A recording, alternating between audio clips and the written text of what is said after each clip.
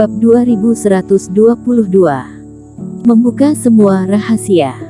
Setelah itu Erik tiba di luar sana. Dan di saat Erik masuk ke dalam kamar ini, pintu tiba-tiba tertutup, berbagai jenis formasi muncul dan benar-benar mengurungnya. Di saat ini, di dalam ruangan berlatih, hanya ada Theo dan Chen bersama dengan Erik. Setelah Erik masuk, dia melihat ekspresi Theo sangatlah seram. Chen berlutut di samping dengan ekspresi ingin menangis. Dia juga sudah mengerti apa yang terjadi. Siapa sebenarnya dirimu? Apa pil racun yang kamu berikan kepada adik seperguruanku hingga datang ke partai Jihuo? Apa yang kamu inginkan? Tatapan Theo terjatuh pada badan Erik. Sebelum Erik menjawab, dia sudah menamparkan ke arahnya. Reikinya iwat bagaikan ombak lautan dan membuat seluruh aula bergetar. Reiki turun dan menimpa ke arahnya. Erik malah berdiri dengan tenang di pojokan. Sedangkan aura dirinya yang sebenarnya juga terlihat akibat teknik penyembunyiannya gagal karena tekanan dari orang fase penilaian. Memang benar bukanlah Homar yang merupakan fase transendensi tingkat 1, kamu adalah fase transendensi tingkat puncak.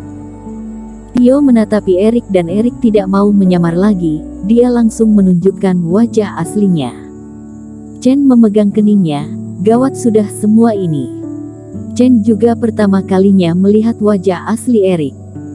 Sekali mengangkat tangannya, Theo langsung membuat seluruh udara gemetaran, sinar mulai bermunculan dan bagaikan sebuah penjara yang mengepung Erik dari berbagai sisi. Katakan, apa yang sebenarnya ingin kamu lakukan? Beritahu aku segalanya dan serahkan obat penawarnya, aku bisa pertimbangkan untuk tidak membunuhmu, kata Theo. Chen terlihat berekspresi masam, rasa kecewa muncul di tatapannya. Selanjutnya, seharusnya karena tekanan dari Theo dan Erik mengatakan semuanya. Dan tidak hanya semuanya terbongkar, dan malah rahasianya juga akan terungkap dan nama baiknya akan hancur. Sekte Jihuo diwariskan dari Sekte Suci Abadi, ini bukanlah Sekte Iblis. Sedangkan dirinya mencoba untuk merenggut tubuh Darren, itu jelas adalah trik dari Sekte Sihir. Sekalipun karena masa hidupnya tidak cukup lagi, namun hal seperti ini juga akan dicaci maki oleh orang lain. Kedua tatapannya menatap ke arah Erik yang berada di pojok sana. Sedangkan Erik yang menghadapi tekanan dari Theo, dia tidak terlihat pucat seperti Chen, dan tidak terlihat tegang. Dia menarik kursi yang jatuh karena tekanan Reiki dan duduk dengan tenang. Dia datang kemari memang untuk membuka kartu dengan Theo. Sekalipun ketahuan oleh Theo terlebih dahulu, itu juga tidak ada bedanya. Tapi Erik malah tidak berencana untuk bersikap merendah, untuk memohon pertolongan Theo. Ini memang adalah urusan alirannya. Jika dirinya bisa berhasil menolong Febrina, maka itu akan lebih bermanfaat lagi bagi mereka. Mengapa masih harus berlagak memohon? Sikapnya Titka hanya tidak boleh merendah, bahkan harus dianggap sama dengan Theo. Jika tidak selanjutnya ini baik membentuk formasi, menolong orang dan lain sebagainya, Erik harus mendengar perkataannya. Inilah hal yang tidak bisa diterima oleh Erik. Kamu begitu marah karena aku memaksa Chen untuk menelan pil racun dan karena diam-diam masuk ke dalam partai Jihuo dan ingin melakukan penghancuran kan? Erik menatapi tanpa rasa takut. Tapi kamu boleh tanyakan, apakah aku pernah mengancamnya menggunakan pil racun? Ini dikarenakan setelah selesai DL syarat, Chen menelannya demi menunjukkan tekadnya. Theo menatap ke arah Chen. Chen menganggukkan kepalanya, kakak seperguruan, masalahnya tidak seperti yang kamu bayangkan, bukanlah orang ini yang memaksaku untuk menelan pil beracunnya, dan mengancamku dengan itu.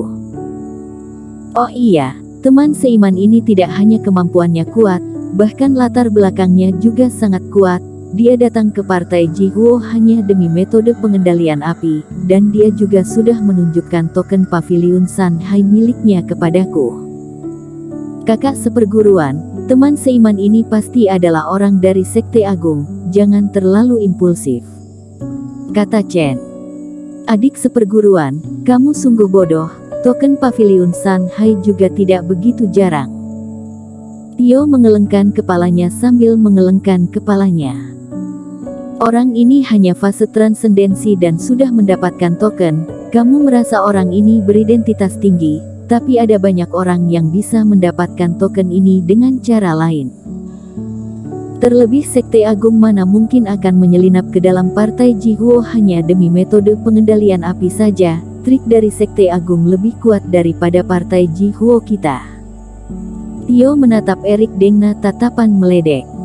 Hanya karena satu token Pavilion Shanghai sajakah?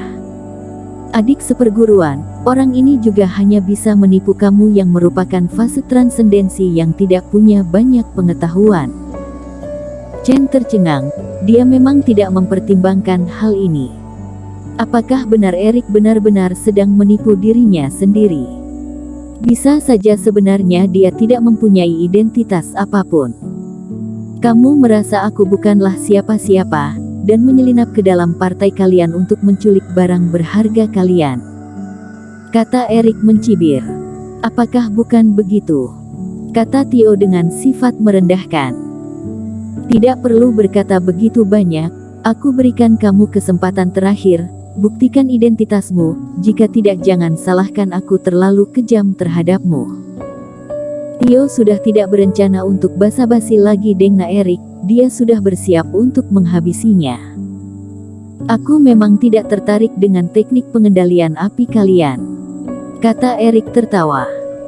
Lagi pula sebelumnya dirinya juga sempat pura-pura hebat sekali, kalau begitu lakukan lagi saja sekali lagi. Tio bilang Chen tidak berpengetahuan barulah tertipu, jika dia ingin Erik membuktikan identitas, kalau begitu lihatlah apakah dia yang berpengetahuan bisa mengetahui trik Erik atau tidak. Bersambung.